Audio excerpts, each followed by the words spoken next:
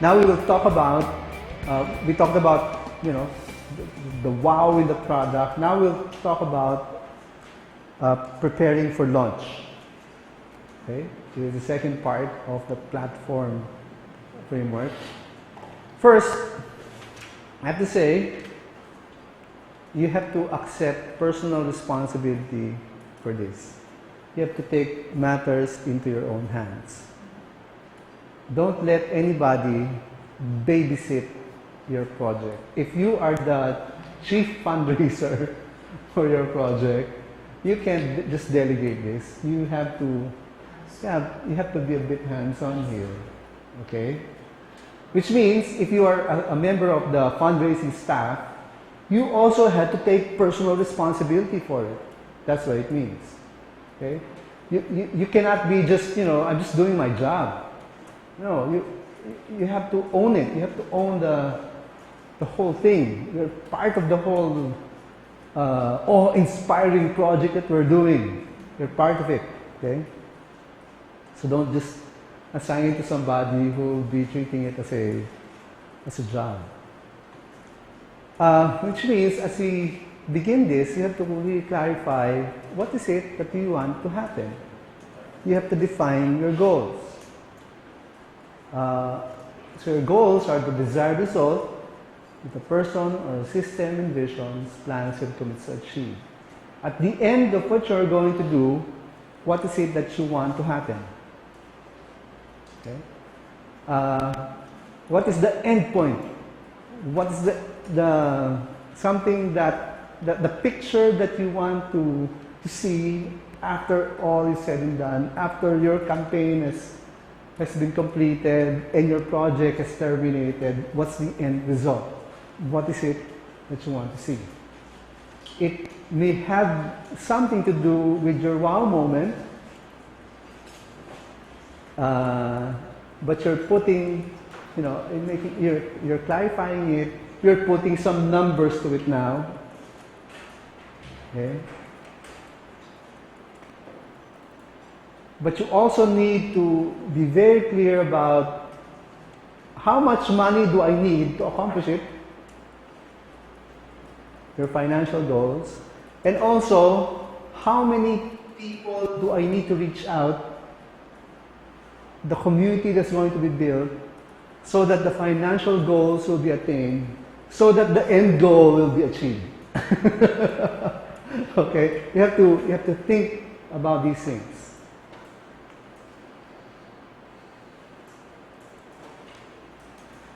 Okay. We have to think in terms of, as we think about social goals, financial goals, I think this is clear to you. We need to raise 500,000 pesos, etc., because we want to spend it on X number of workbooks and whatever. You can clarify those parts of the goals. How much you're raising, what you're going to spend on, and what you hope to happen to the people who will receive it. They will be very happy, they will be successful, they will be helped. Okay? So that's clarify those goals. But aside from that, you also have to think in terms of the community you're building. What are your goals in terms of community building? And this can be a framework that you can use as you build your community. You can think in terms of having a core community, which can be the people who are directly working on the project, okay, who are directly participating in the project, volunteering perhaps, or as staff members perhaps, church members perhaps, okay, so they're core members. Most likely they are contributing financially to the project, okay, directly. But these are your core. But aside from that, you want to invite a group of people who are not really directly part of the group, but have committed to support it financially. So I'd call them the committed group. They have committed to support your project financially. So they just can't be there with you every day. They may be visiting you every now and then, but they have a sense of ownership of the project, and they have committed that they will support it financially at a certain amount. Okay? But beyond that, there may be people who have heard about your project and they like it. Wow, ganda na. Wow! Especially if the wow element in your project is very clear, and they hear about it from a core member, because the core members, if the wow element is clear, they cannot help but talk about it. Okay? And people hear about it and they say, wow, ang ganda na. Makibalita kaya ako. Kumusta na yung project nyo? They'll be checking up on you every now and then about the project. Okay?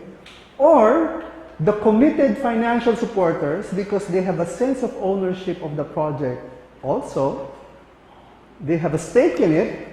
I put up 10,000 pesos of my personal money in this project. I'm a part of this, okay? So that person will keep talking about the project as well. And overhears, people who get to hear about the project will say, wow, you mean you actually gave 10,000 pesos to that project? Wow! Well, that must be some kind of project. What is it all about? And when your supporters keep talking about it, people become part of that story. They become a community. In this case, an online community. They become a community of people who are interested in the project. They may not be supporting it yet, but they're interested. They want to hear what it's all about. They want to know what's happening. Okay? Every now and then, they check up on you and say, hey, how's your project going? Oh, it's doing pretty well. We've already achieved our quarter milestone, and we're very happy about it, but still need some more money, and they get drawn into the story. Oh, we missed our target. Oh, we're so frustrated. We have so much to do, but we're running out of volunteers. We don't have enough money. They even hear about your struggle, and that's okay. But they're part of the story. They hear about it. Okay? So that's the community. And beyond that, maybe, people who have become part of the story have their own friends and friends of friends. And so the people in the community who get to hear about it may be able to mention it every now and then. Hey, I have this friend who's in this organization, and ganda ng project nila. Wow, I'm really impressed. And they get to talk about it to their friends, and who may become a bit interested as well. And they are, they're just a crowd. They listen in. They're not really interested in it. But every now and then they get to hear about it, and somehow you start to build a sense of relationship, a sense of trust about your project, and your memorable name. It sticks in their mind. They get to hear about it every now and then. It builds a sense of a trust in them over time. Okay? And that's part of the crowd. And beyond that is everybody else. And you may not be interested in talking to them yet, but eventually as they become part of the crowd, you're interested in bringing them into the story, so they become part of your community. And those who are, excited, just as excited with you about the story, can be invited to financially participate, because they're excited about your project, and it's a privilege to be given the opportunity to participate. Why not? Yeah, I'm happy to help, because they're part of the story already. So just the invitation for one more step and become part of the story in a deeper way, by making a little bit of sacrifice of giving 100 pesos or 500. They become part of your committed financial supporters. And who knows, maybe sometime later they'll say, you know what, I'm not doing anything every Saturday, can I volunteer? They can become part of your core. That's how you grow it. You grow your community. Okay? And at this point, I'm not talking about any social media platform yet. Right? But this is how you're building a community of people who will become part of your story. Because they're drawn into the sense of wow of what you're trying to do. Are you getting it? Yes. Later on, it will be so easy to apply social media principles. Okay? So, our case study. Blessed Child. We've been doing it for 10 years. And when we started out, we were just contributing our money. We were helping out 50 kids. And we're all volunteers here. We're spending money. And we're happy. We're just excited about doing it. We're throwing a party. We're part of the party. So everything's excited. Everybody's excited about it. Everybody's happy in the end. And when he said, okay, it's Christmas again. Do we do it again? Yeah! And so we did it again. But the kids talked to their friends. And now we have 150 kids. Oh no. What are we going to do? Our money can only, maybe give gifts about 75. I guess we need to ask money from our friends. Yeah, why not? I have a friend in the office who, maybe you can give $100. And that's what we did. We talked to our friends. Hey, we have this project, and this is what they do. Oh, wow, ang ganda naman yan. How can I help? Oh, you can contribute $200.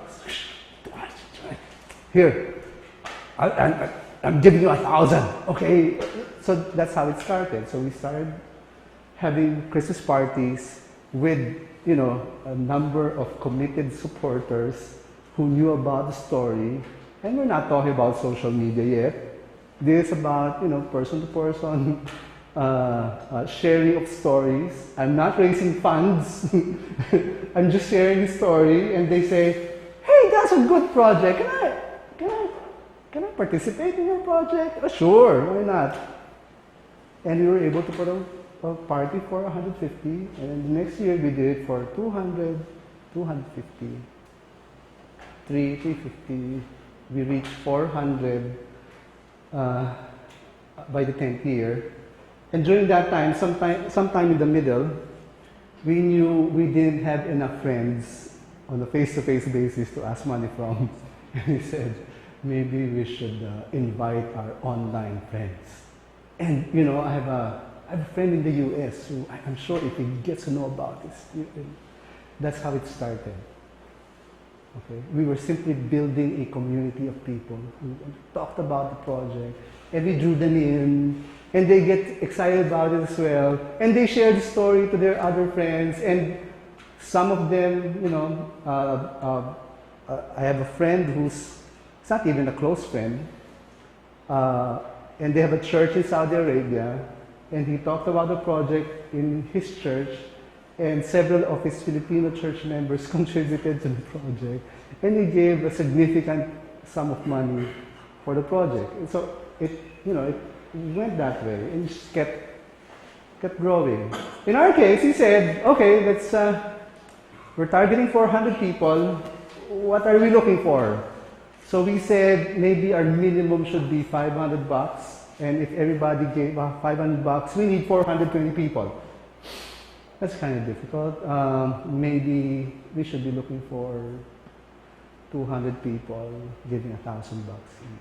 Yeah, maybe they could do that.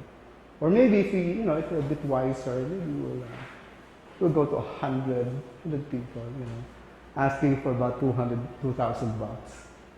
And of course, some of them gave 500, some gave 1,000. But we were targeting. We were setting up goals. How can we make this achievable? If we break it down into smaller elements, how can the sum of 200,000 pesos be attained? We broke it down. And so we were targeting between 100 to 420 people which means we had to talk to a much bigger number of people who will get to hear about it, may become excited about it, and some of them may be excited enough to support the project. During that time, we were looking at maybe we should talk to maybe 1,200 people if we're going to do this. Maybe we should be growing our online community to at least 200, 300 people maybe, which means we have to have a platform for putting them together in an online community. So we had to put up our online platform. We set our targets, and that's what we started working on. We also knew that to keep them excited, we had to engage them, so that we needed to have a strategy for making sure that they are constantly engaged on the project. They knew what's happening, and they knew they are part of that story. Okay? How about you? What are your goals? What are your goals? Think about your goals. How much money do you need? If you think about the people you are reaching out to, how much can they afford? And we do this by coming up with a pitch, an elevator pitch. I'm sure you've heard about this already. The basic idea is, if you happen to meet somebody that you want to approach regarding your project inside an elevator, and you only have about less than a minute to tell that person about who you are and what you're doing and what you want from that person, what are you going to say? How are you going to say it? That's what it's all about. So you only have a very brief moment, an opportunity to talk to this person. You have to put your best foot forward. Okay, that's the basic idea. So you have to be really clear about what you want to offer. And this is a guide to help you come up with your elevator pitch. It has 5 components: a product name and category, the problem you're attempting to solve, the proposed solution, and it's an advantage if you tell us what's unique about it, and then the key benefit of your solution. And then you ask for, you tell that person what you're going to ask from him. Okay? 5 components: name and category, the problem, the solution, the benefit, and what you're asking for. Okay? In our case study, so when I talk about Blessed Child Project, this is how I position it. The Blessed Child Project is an annual Christmas gift-giving project for children from the poorest of the poor communities who have never experienced a real Christmas party. That's the name, category, problem. Okay? The problem is they have never experienced a real Christmas party from the poorest of the poor. What's the solution? Children will be treated to a Christmas party they will never forget, with exciting games and entertainment. Each child receives a valuable gift, a Noche Buena pack for their family, plus a Bible. Okay? And then what's the benefit? Through Blessed Child, children and their families get to experience the real meaning of Christmas. What am I asking for? We're looking for 420 people willing to partner with us and share 500 pesos to make this project possible. In less than a minute, I'm able to explain what the idea is all about, what the project is all about, and malinaw sa kanya, it's very clear to that person what is expected of him or her. Okay? Now, let's go back to your projects. What's your elevator pitch? I'll give you 5 minutes to think about it, write it down. Okay, it would be good if in the course of developing your project, you can get endorsements. Okay?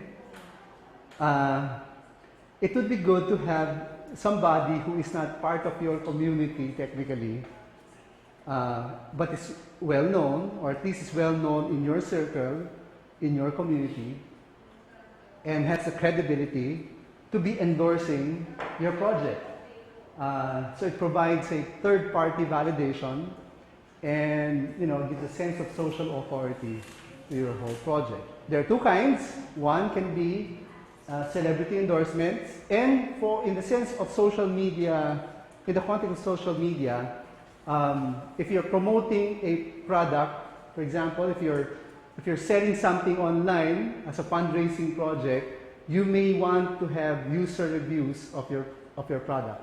Okay, I'm sensing in this room that most of your projects are projects that will require an external endorsement from an authority figure to give it a sense that this is a credible project. This is a project that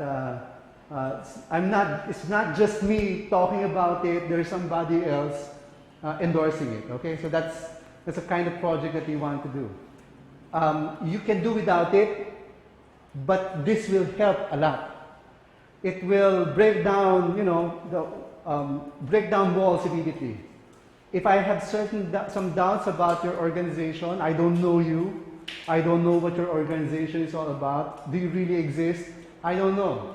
But if you get an endorser, somebody who can vouch for you and say this is a great project, we've seen this, and if you have the money, support it. Okay, that's great. It will push your project long way.